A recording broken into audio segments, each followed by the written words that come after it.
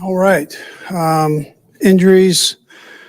McCole Hardman will not practice today. He did a great job of playing in that game the other day.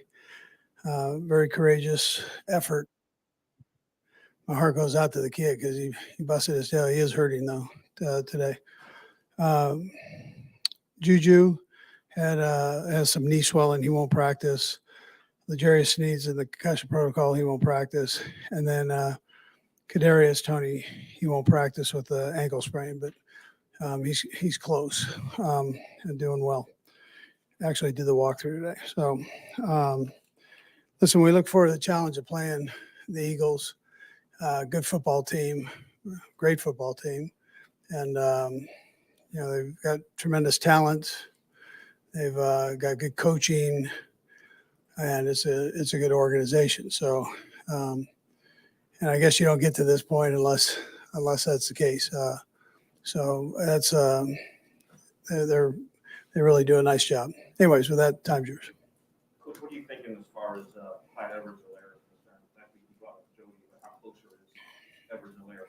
Yeah, he'll practice, and we'll see where he's at. We're just taking it day by day and see kind of how he's feeling, and not only during practice but also after practice. So he'll work today. And how did Pat come through the game? Where is he at? Yeah, he actually did well. A little stiff right after the game, but he's doing well now. So. Yeah, what have your conversations been along with veterans, all the newer guys in the team, getting ready for what you're going to experience next week, all the hoopla and more media attention than ever? Sure. Yeah, so we talked about that this morning and really Monday. So just giving them a heads up on kind of what to expect, and then we dug into the game plan from there. But until you get there, if you haven't been there, it's hard to explain, right? Yeah, I mean, you tell them, but they got to see it. But we're giving them a heads up on all that. So, Coach, Nick Sirianni's in his second year. You guys saw them pretty early last season. How much have they developed since you all saw them up there last year? Yeah, first of all, Nick's done a great job with that team, as has Howie Roseman in the general manager position. So, but they're way more familiar with the schemes. They've got a great defensive scheme. They've got a great offensive scheme, and the players they're more comfortable with both sides of that. Yeah. And there's obviously a mix of veterans and new guys. I just wonder if there's a moment that you can pinpoint in the season where you can sort of see both a bond and sort of relationship developing that you felt was going to be obviously helpful and impactful. Yeah, you had a feeling coming out of training camp. The guys seemed to get along, and as it went on, the season went on, you saw a growth, especially from the young kids, that back end, the secondary, Sky Moore, some of the young guys that were getting decent play time. You could really see the growth there, and it was hard from, I'm sure, a public standpoint to see, but we were seeing it from our side, just how they handled certain plays and leverages and so on. So, but I was impressed with that. And then the new guys that were veteran players that came on, they had to get used to a new system. So a couple of them have been in systems for quite a while, and so they had to get used to a new system, new way of practicing, and all those things that go with that. So, but they tried it, and they weren't afraid to dive in and try it, and they, it worked out for them, and they got better every week. Likewise, just more familiar with the schemes. There's several guys involved. Who would you sort of pinpoint or commend being able to do that? Both understand, like you said, new scheme, where you operate, coach, and obviously. Yeah, the oldest one is Carlos. I mean, Carlos comes in and he's very, very smart.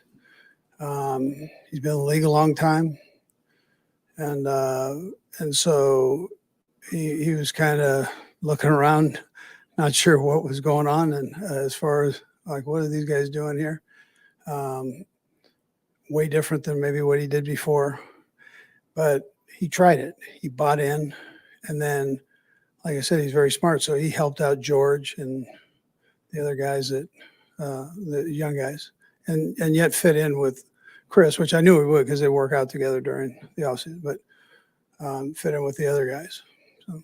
I know when we talk about protecting the quarterback, you always talk about, I can do a better job, right? The play calling part of it is certainly an equation, the offensive line, but how much is on the quarterback? You've got the two best sacking defenses out there. How much can the quarterback, or how much does the quarterback control, whether or not he's going to get knocked out? Yeah, well, I mean, if you hang on to the ball against the two fronts, you're good chance you're going to get knocked down. However, both of them can move, which is a plus. So that kind of, I'm sure both guys will evaluate that and exactly where and how they can move, how much time they have to move. So, but they have control of that, and then to a point. I mean, if the play's covered, to me, that's you missed on the call. If the whole play's covered and he has to move, run around, there's nobody open. That's different. Coach, Juju specifically, and just had a lot of important snaps for you this year. How optimistic are you that he's going to be able to practice in Arizona? Yeah, so I think he will be able to do that. He's in a good place. The main thing is that we let that calm down. And right now it's doing great. So we're very optimistic right now. And his want to is all in there. So, but we'll just see where it goes.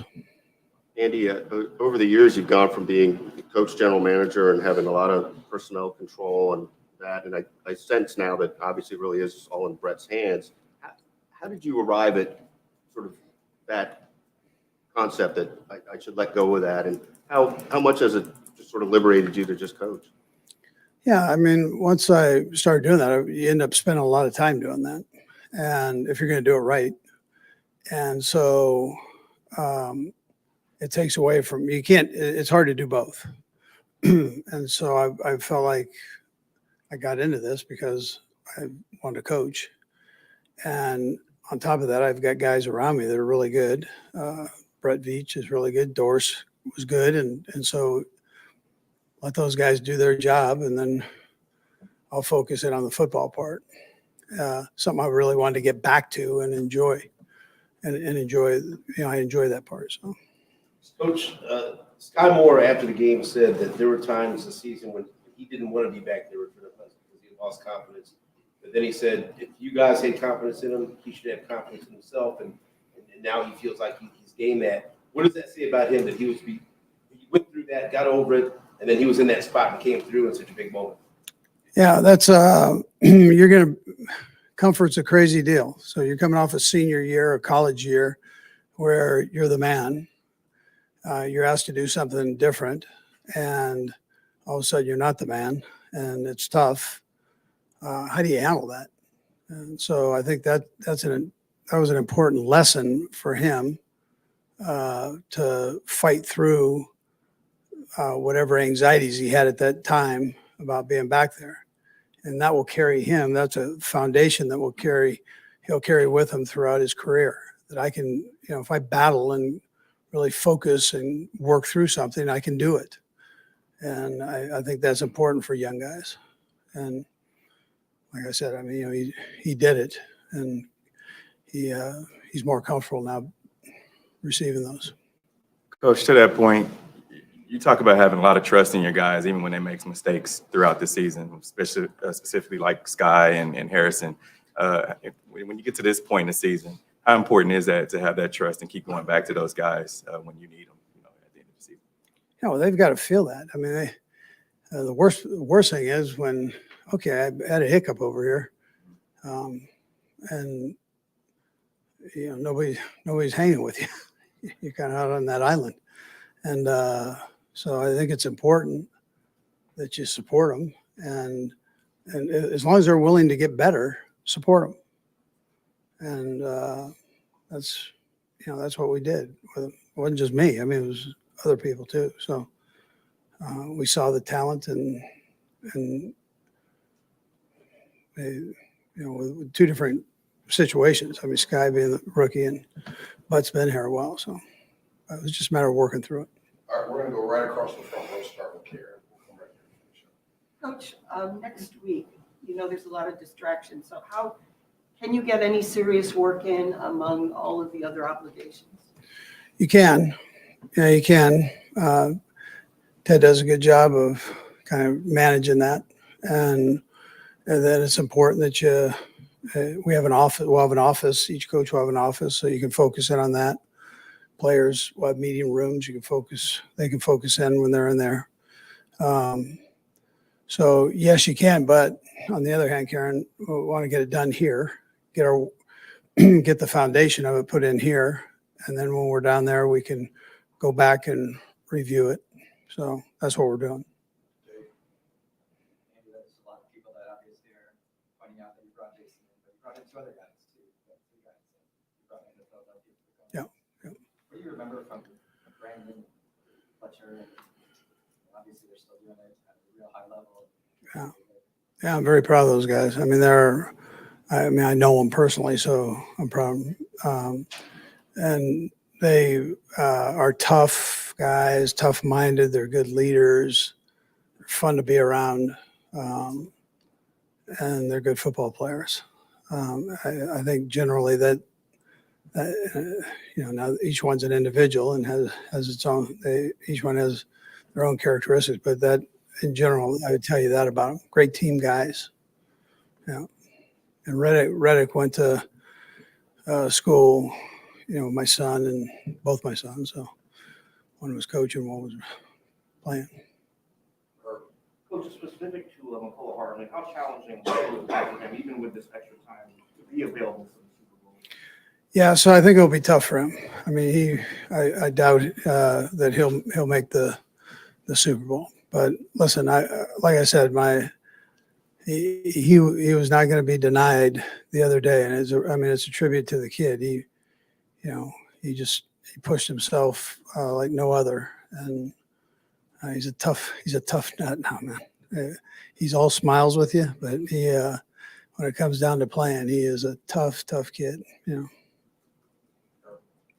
Andy, you mentioned Nick Sirianni earlier. He was here. Everybody's talking about you being in Philly, but he was here at one point. You've had discussions with him before you kind of arranged your coaching staff. What impressed you about him that maybe said, even though it didn't work out with him with opportunity of your staff, that he might be a head coach and be successful?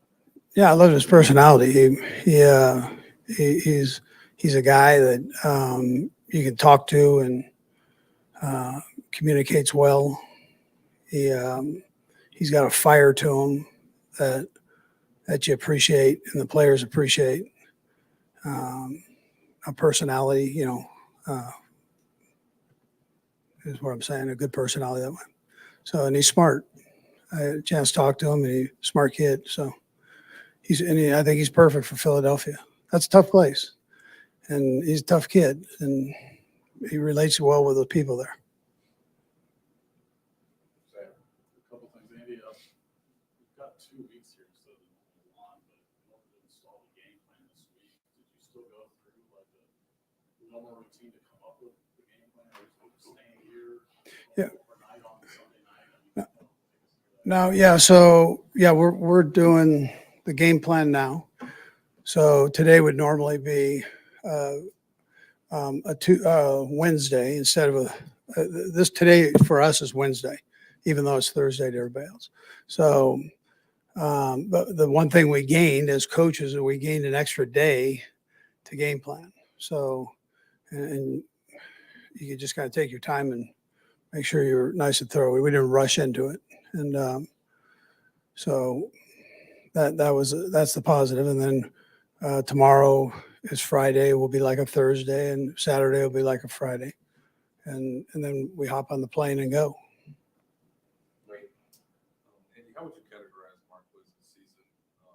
He doesn't have obviously 1,000 yards, but he's been productive. He's been in every game, and obviously that for this game of the season and the postseason. Just how would you sort of describe what he's done for the offense? And how he's been this season? Yeah, so I think he's done a great job. He has had some huge catches for us and at timely times of a game. I just big plays and respect him for that, and great catches. They're not these things weren't easy. I mean, he made some really nice grabs. So, and we're different than Green Bay. It's a different system than Green Bay. He's another one of those guys that's adapted and done it with a smile on his face. And so it's not something where you're pulling teeth with him. He's done a real nice job of accepting all the newness of the offense. All right, thank you. Thank you.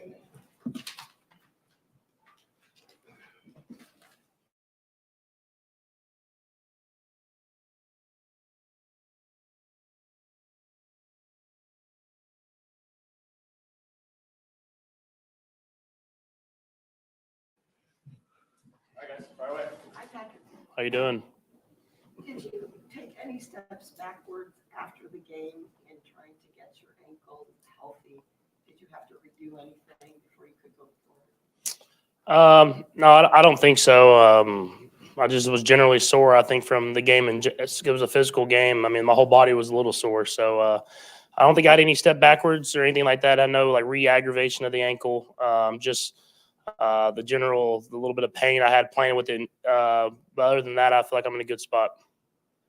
Pat, you know, on that last run of the game, you know, that was one of your fastest runs, you know, in your time in the league. What does that just say to how much passion and adrenaline was flowing through you in that moment?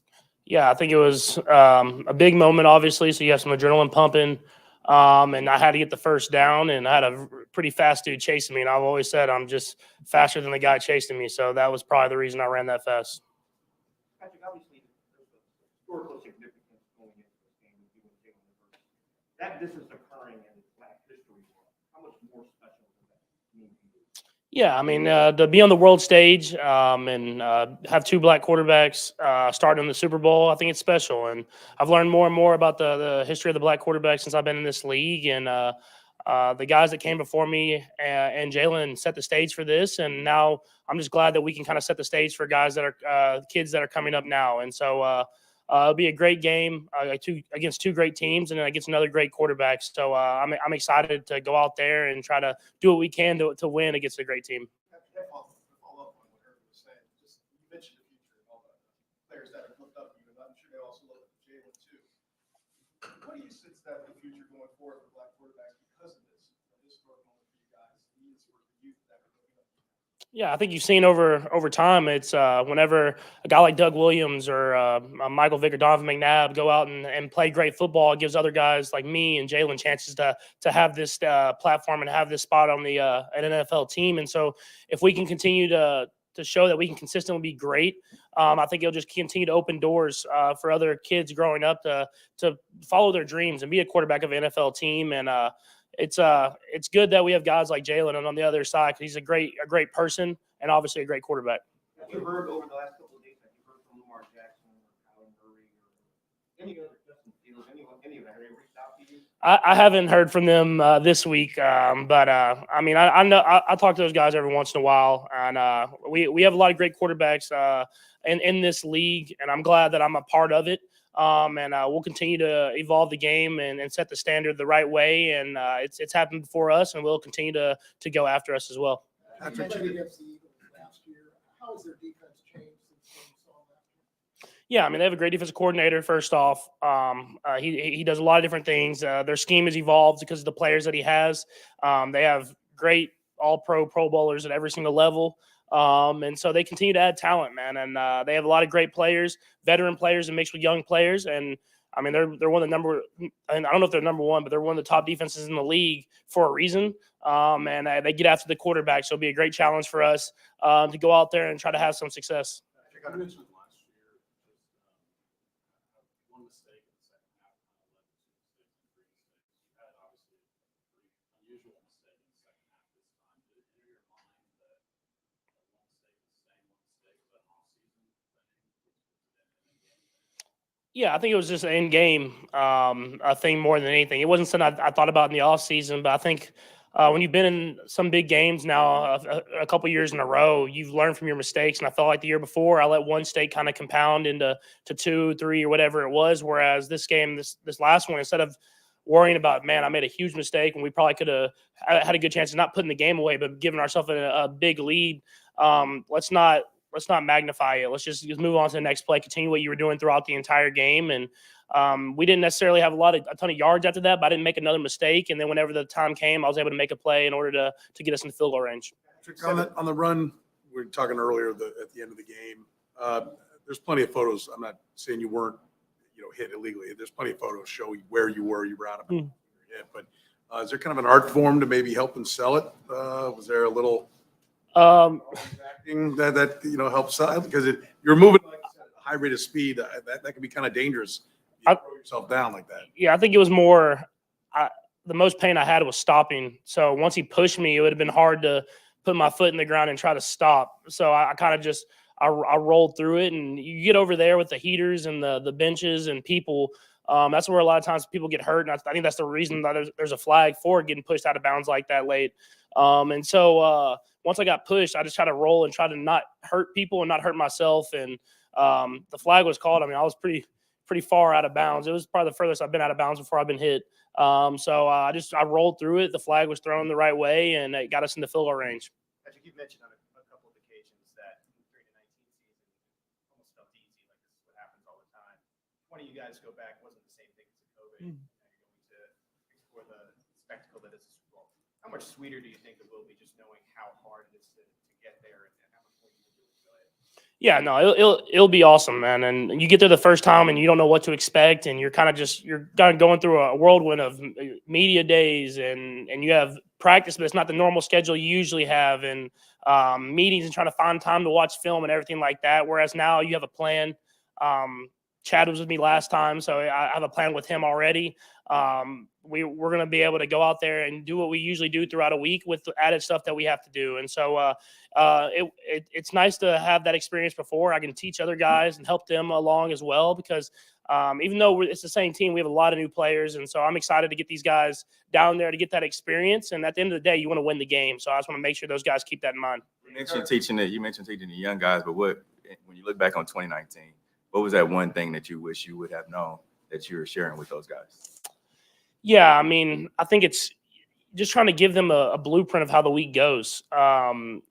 Obviously, you can see it on the schedule, but I want them to see it from a player's perspective of how much stuff you have to do outside of football and how you can still manage that and get your stuff done the right way. And so the Super Bowl week special, it's a special week, but it's not about being down there for the week of the Super Bowl. It's about winning the game, and I want guys to keep that at the front of mind. And so enjoy it. Enjoy the whole entire week, but make sure you're prepared to go out there and play your best football as well.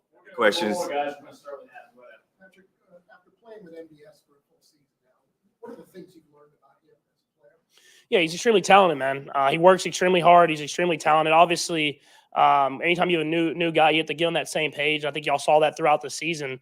But at the end of the day, what I saw was he was getting open, and I just had to make the throws. And so even in the last game, I feel like there was throws I made that weren't necessarily the perfect passes, and he was able to make plays happen. And he does a good job of not only running his own routes, but when he was kind of that last guy out there, he was helping other guys get in the right position. And so that's a testament to him studying the game plan and knowing the entire concept of the game plan and not just his routes.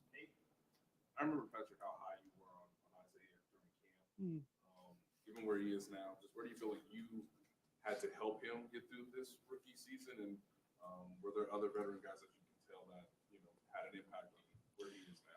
Yeah, I mean, obviously, he was extremely talented and had all the tools and wanted to work. And I think that was a big thing. And as he learned patience and able to hit the hole and still get those extra yards, but having patience, you saw the run game take off. And then protection-wise, he's gotten better and better and doesn't make the same mistake. And so it took all of us to help him. And obviously, I had some impact there, but I think Jerick McKinnon was probably the biggest impact for him. And he was willing to teach. And y'all see Jerick blocking and running routes and doing all and running the football and how much of the veteran presence he is. But he's basically like a coach too, because he can coach those young guys up and get them in the right position as well. And it takes great leaders like that in order to have a great team. The last two players and Stephen Blair.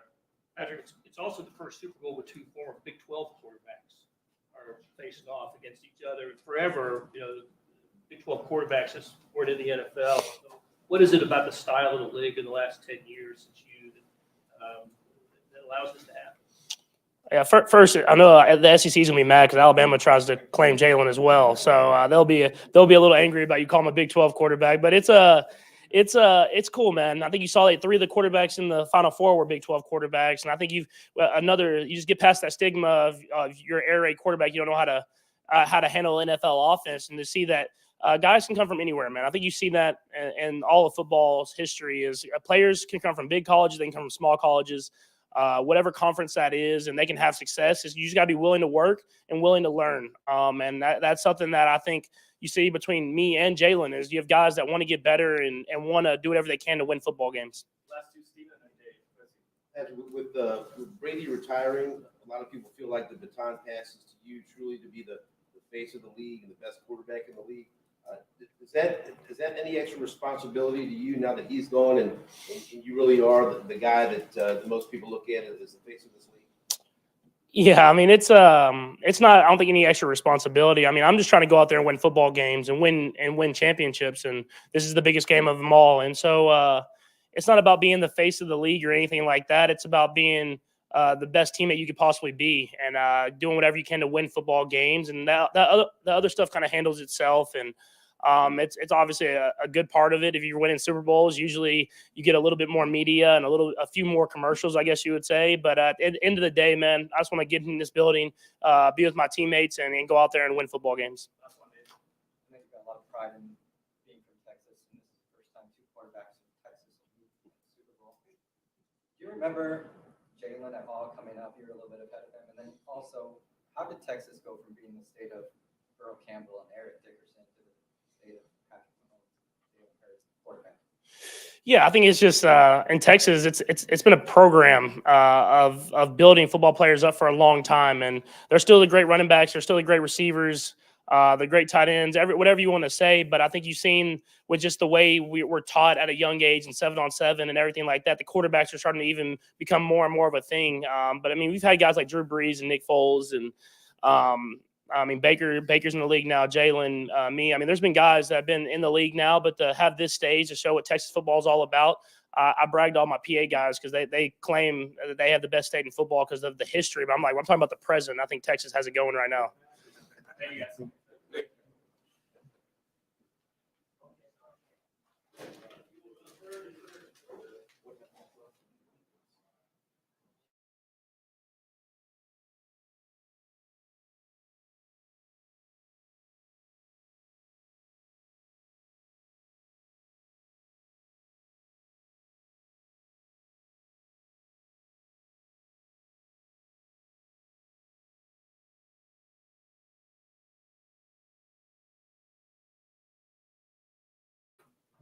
All right, guys, fire away.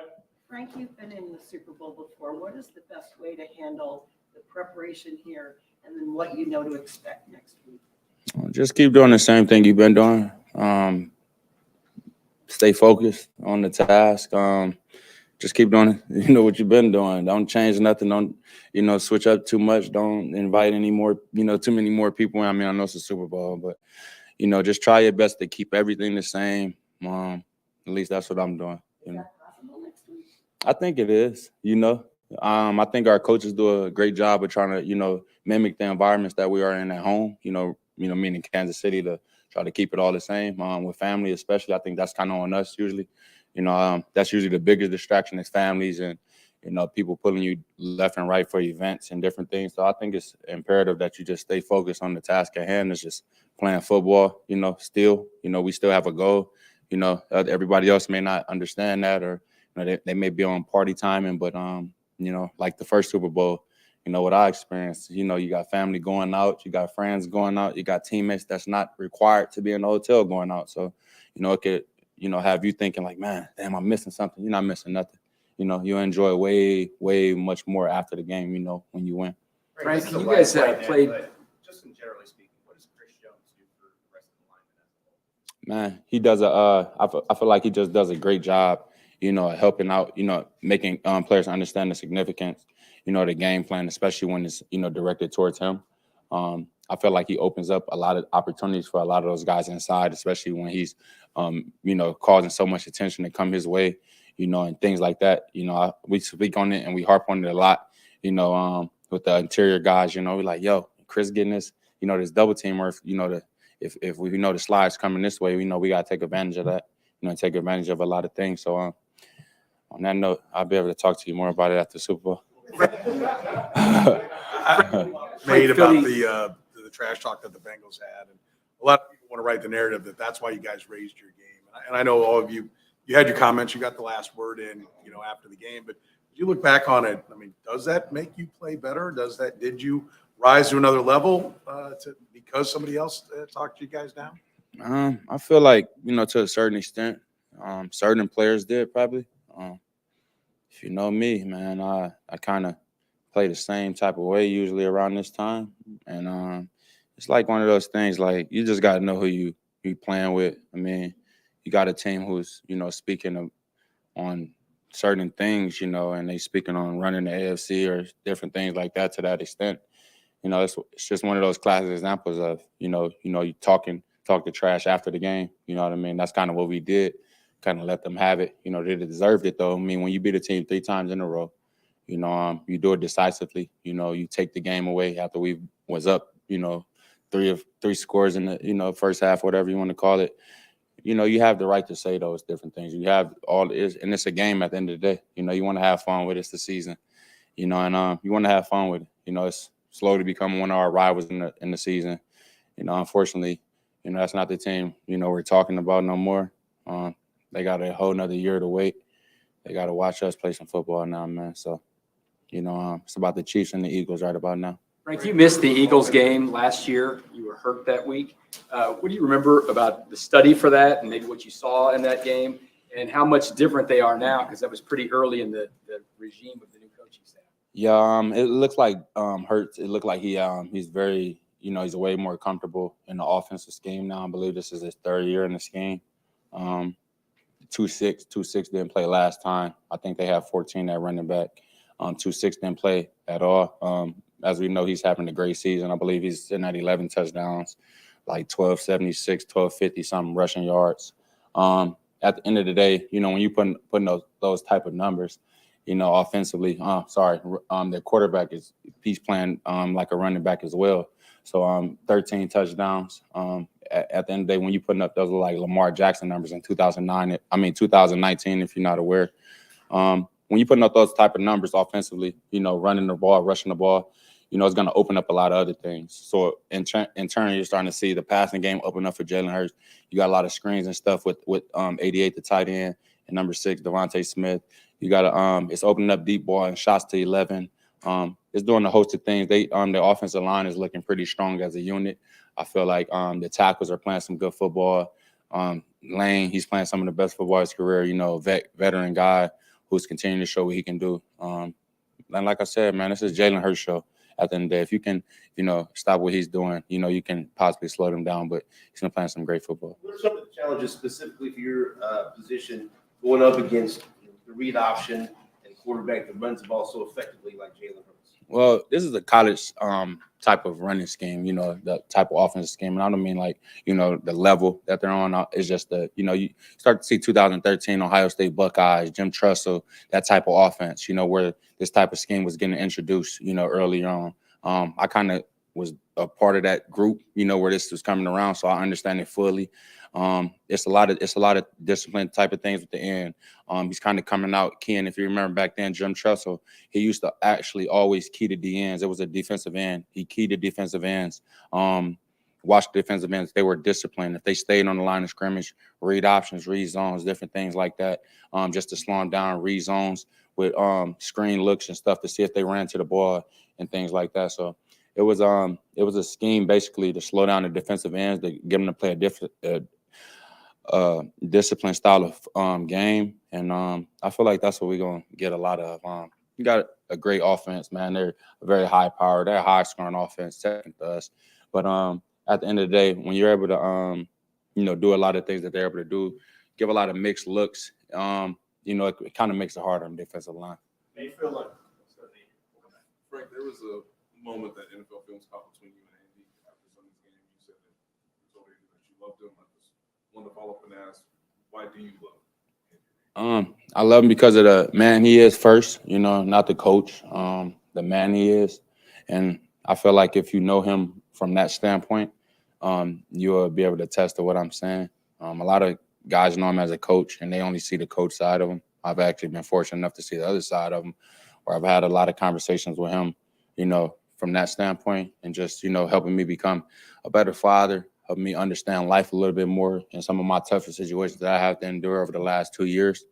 And just sticking by me, you know, understanding that, you know, guys do have, you know, some bad times. Guys do, you know, F up sometimes, but, you know, sometimes you got to have, you know, those guys there. You know, it's the guys there for those guys that mess up, you know, are just important, you know, for me. And for him, I mean, for me, having Coach Reid there, you know, was big, you know, because my father, man, he passed a few years ago, you know what I'm saying? I lost my father in the house fire a few years ago. So, you know, the father figures, you know, are thereof have lacked at times, you know what I mean?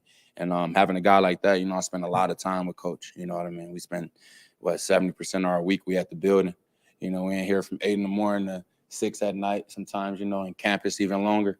So I spent a lot of time with Andy, and we've grown, we have a great relationship. So, you know, the things we ever talk about on the record and things we talked about off the record have shaped our relationship, and you know, brung us so close, man. Feel like I'm able to talk about anything. And just, you know, winning that game, man, was, you know, one of those things. We kind of pissed it off the second year together. You know what I mean? We lost you know, out in Tampa Bay last year. You know, Bengals came in and got rid of us. And, you know, just to be able to get back, you know, my 4th year here is just dope. Sam? The referee, the head referee on Sundays, you guys spoke up about in the past against you guys that I know you guys have disagreed with. How much do you factor in who's roughing the game to the style of play when you meet the quarterback? I don't know. You know what I mean? The refs, their job is to call the game as fair as possible. I don't never look past it as that. If it is something else going on, you know, all the politics within, I don't look at that. It's the NFL, man. Hopefully they call the game the right way, you know, to the best of their ability. And that's all I can look forward to, man. Herbie, last one. Frank, this is sort of like a Michigan Wolverine type question. You appreciate the school, but Tom Brady is now retired, also another fellow Michigan Wolverine, and you sacked him in your career. What are your thoughts on him as he rides off into the sunset? You know, I wish him nothing but the best, but, you know, I mean, like he said before, he had his one, you know. That's it. Thanks, guys.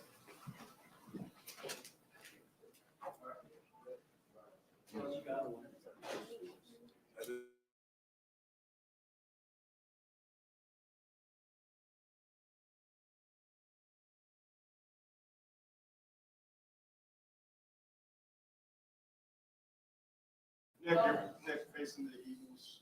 You go on RPO, kind of reminds you of college, just a challenge to face that. You don't really face that a heck of a lot during the regular season in the NFL. You got to maybe go back to your college days. Yeah, I think we had the ability to go against that kind of offense a little bit at the beginning of the season in Arizona. Kind of very similar in terms of getting the ball on the perimeter. But again, you don't really see like a lot. They put a lot of pressure on our DNs, edge defenders, corners, tackling, with pull schemes. And so, again, give them a lot of credit, man. They find matchups, man. They exploit them. And they do a hell of a job of it. We just got to come in and play hard. I've talked a lot about that. Have you noticed that that is one of the strengths of the defensive end? Oh, yeah, man. Frank was able to move in and out, kind of confuse the O-line a lot, when he's going to line, where he's going to end up being. And so him using that is definitely going to help us out. Based upon your study so far, just how good is Jalen of knowing when to go and when not to?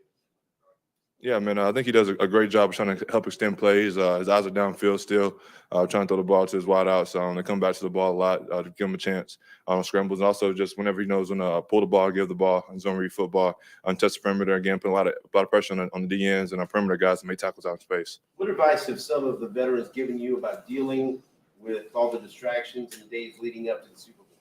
Yeah, man, just kind of control what you can control, man, and put your best foot forward in football, and then let everything else on the outside handle itself. And I kind of feel like that's been important just for me and a lot of the other young guys we got on our defense is just trying to knock out off the field stuff early and just worry about football from here on out.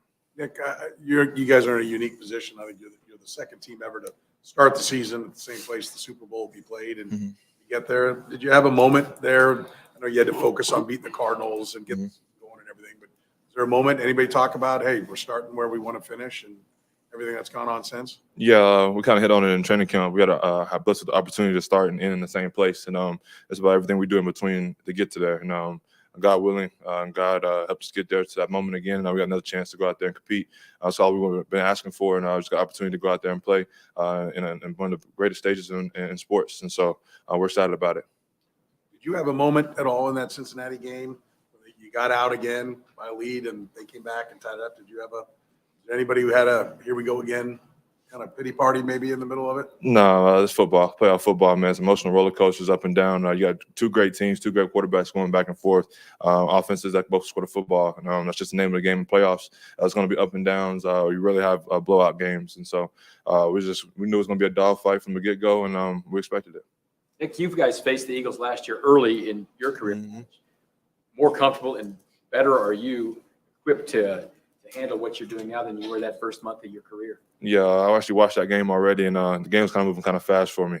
So compared to where I was then to now, man, so it's a lot different mentally wise, and just having an understanding of the scheme and what the offense is trying to do at this level. So I feel a lot better coming in this matchup. Nick, what was it about Steve Spagnuolo's game plan that you felt made you guys either comfortable and confident to go out there and have a good game last week? Oh man, I think we did a great job kind of mixing up disguises, kind of forced them to hold the ball a little bit and give our D-line some time to get there. To start off kind of early and often. Then we ended up with 3 sacks in the first 2 possessions. Kind of helped us kind of get negative plays and get them in second and longs and third and longs, and kind of put the matchups in our favor. And then Chris, man, basically tackling football. I was dominant up front from the get-go, and I didn't stop all game. You were obviously a rookie last year. Mm-hmm. There's a reputation that Spagnuolo doesn't always trust to play rookies, but seeing how many rookies have played this year, Yeah. in your perspective, given that you just went through it of how Spags has sort of brought these young guys along. Yeah, man. Since training camp, Spags has done a great job of just developing, challenging our rookies to try to get them to this point. Those guys have come in and been like sponges. Since they got here, want to learn, asking questions, want to get better, and trying to help the team get better. That kind of just because all of that was on the main stage last week. Brian Cook had a hell of a play. Then Jay Wood got the interception. Trent almost had an interception. Jay Watt had an interception. Then offense, Pac is doing his thing as well. So a lot of different guys, a lot of rookies contributing, but as expected. Watch those guys work since training camp and put their best foot forward. And it's just happened to show up on last Sunday. Nick, Patrick's talked a lot about his first year when he got in as a starter. He thought, boy, this is just easy. This is how it's going to be every year. Win the MVP, go to the Super Bowl. Mm-hmm. You haven't quite had that kind of start, but it's still pretty impressive. AFC Championship game and now the Super Bowl. Anyone giving you any advice, maybe Patrick or anyone else? And are you taking some time to kind of soak it in and appreciate, you're getting to do some things that a lot of guys have whole careers and don't get to do? Yeah, man. I think the best example is Carlos. I'm one of those guys who works real hard, man. Won one playoff game in 13 years. So you just kind of see like the work and everything's not really given to you. Again, we feel like we've been spoiled since I've been here. AFC Championship game, Super Bowl. So just seeing that guy and seeing what he has to work to get here, and seeing his story and learning from it, and make sure not take nothing for granted. And we just want to make sure to take advantage of every opportunity we have. Thanks, guys. Thank you.